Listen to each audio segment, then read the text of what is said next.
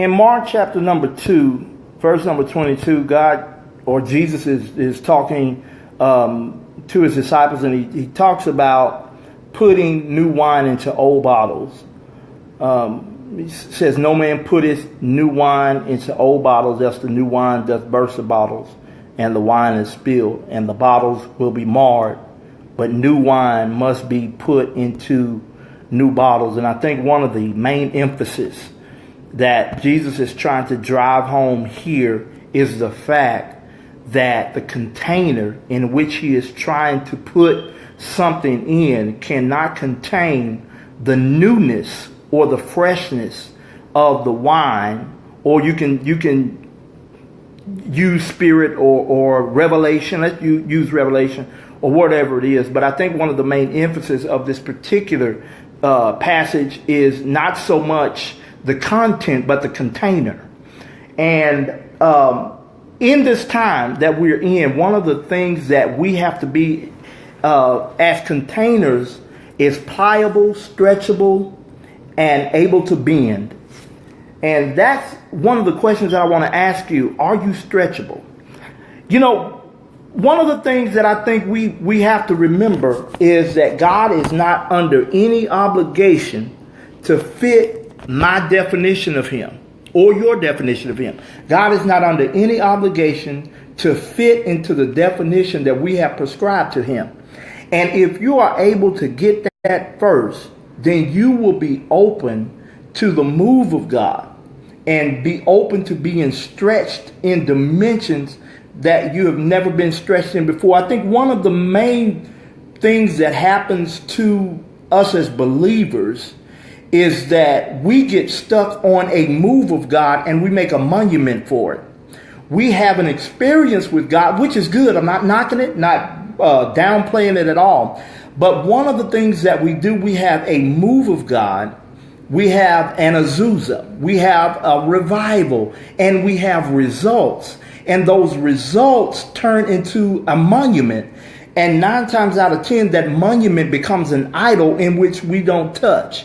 And at that point that it becomes a monument, it becomes a status quo that we look at and we prescribe, describe, and we maintain that this right here is the move of God. And a lot of times what happens, God moves and directs and is stretching us different ways, but because we have made that particular movement or that revival, that experience an idol, God is trying to pour new wine into us, new experiences, new revelation, and we have become stuck on what God did. And a lot of times what happens as believers, we boast a lot on God being a God that never changes. You know, Jesus Christ the same yesterday, today, forever. God doesn't change. God is always changing. Maybe his methods or his character doesn't change, but the way God deals with us, the way God deals with man is always changing. And a lot of times when we even make that declaration that God doesn't change, what we are in fact saying is that this is our definition of how God moves. And anything or any movement outside the parameters of what we have experienced or our experience, we're saying that it's not even God at all. And a lot of times God is moving in a whole different dimension, a whole different direction, because God is a God of unpredictability. God can be known, yet he is not knowable. God is revealed, yet he's concealed at the same time. And as hard and as difficult, the worst mistake by allowing God to move in our life and we get results. Because a lot of times what happens is when we get results from an experience with God, we forfeit all the other options, all the other movements that God is trying to get or do in our lives. For example, some of us have gone to the mailbox before and we have gotten a check from the mailbox, wasn't expecting it, didn't know it was coming or anything of that nature. And once we experienced that one check, from that point on, we started going to the mailbox every day. We started looking for God to do the same thing at the same time. But listen to me. What God did today is not an indication of how God is going to move in your life on tomorrow. So you have to open your mind and open your spirit to be able to receive the move of God, however God determines or however God decides to do it. And you have to become like the wineskin when God pours revelation, when God pours his spirit in you. You have to be pliable enough to move. What happened to the old wineskin? It had to make a decision. Once the wine was poured into it, it had to make a decision whether it was going to allow itself to stretch or not. And a lot of times you have believers, you have saints, you have ministers, you have preachers that are walking around and you can see the leak of the wine that is coming from their life because they are not allowing themselves to be stretched or to be moved. So what God does today is no guarantee that it will work if you try it again tomorrow. And I think this is one of the very reasons a lot of people are not getting anything from God, because they have become stuck, they've become stale, and they've become sour because they are expecting God to move in a particular way, and God says, my time in moving in that direction is up. And a lot of times we know, your spirit knows when God is not in something anymore. And you can try to do it, and you can try to do it, and you can try to make it work, and it just doesn't work because God has moved from that mode of operation. God doesn't move in this dispensation the same way he did in the dispensation of Adam. God is not moving in the same direction that he did in the dispensation of law. So we have to be, as believers, able and ready to move when God moves us.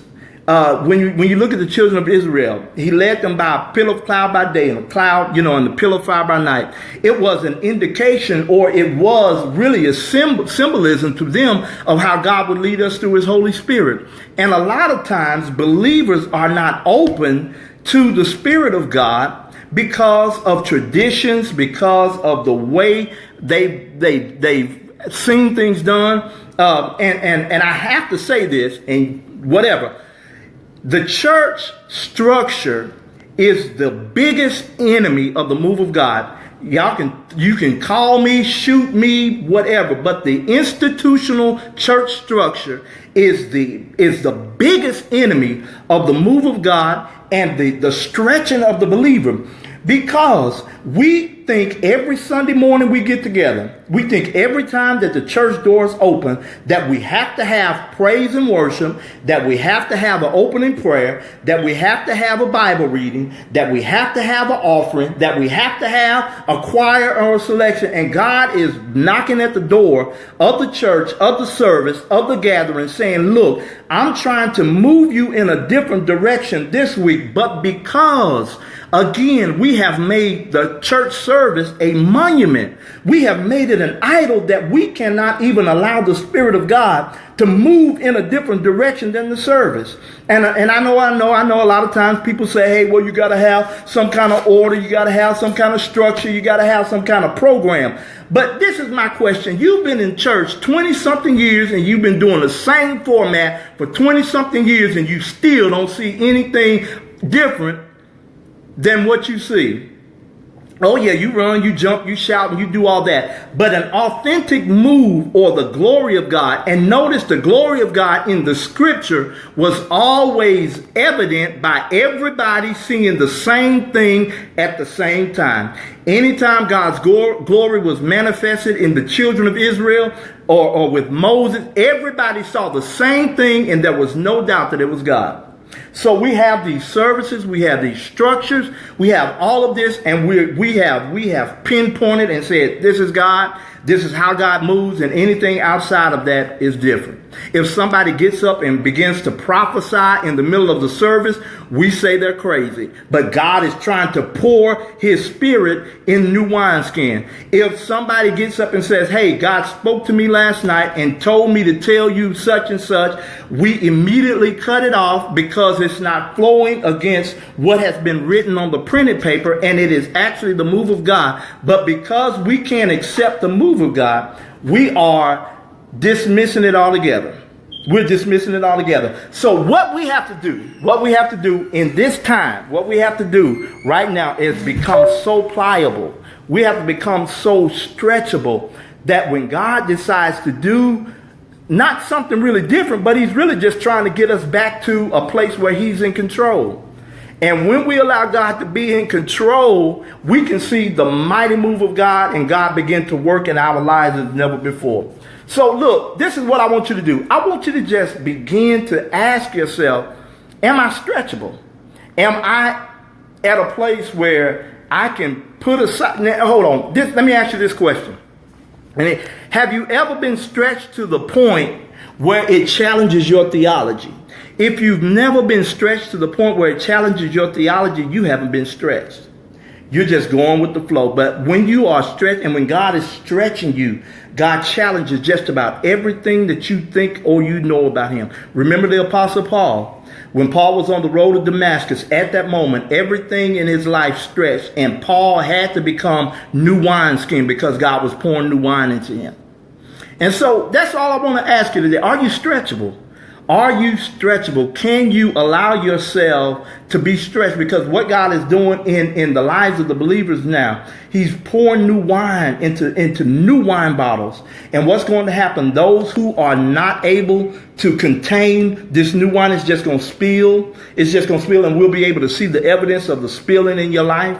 And those of us who are able to stretch, be containers for the move of God, God is just going to use us like never before. So, hey, y'all have a good one. Just wanted to throw that at you. Be stretchable, be pliable. Don't ever get locked in a move of God thinking that is the move of God, because God can move tomorrow differently than he did today. And next week it'll be totally different than he did yesterday. So be encouraged, believers. Be stretchable, because there's some new wine God is trying to pour into you. Be stretchable, be pliable. God bless you guys. See ya.